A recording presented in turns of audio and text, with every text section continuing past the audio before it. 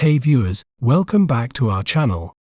Today, we're delving into a captivating term that is considered a vegetable, also known as eggplant. It heart health, aids in digestion, and can help regulate blood sugar levels. Well, how do we say its name correctly?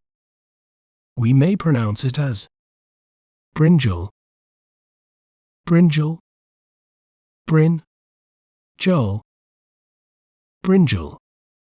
An interesting fact about brinjal is that it comes in various colors and sizes, including purple, white, and green.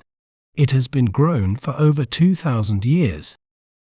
Isn't it fascinating how breaking down a word can make it clearer? If you enjoyed learning about brinjal, be sure to subscribe to our channel for more educational content. Thanks for watching. Remember, knowledge is power. See you next time.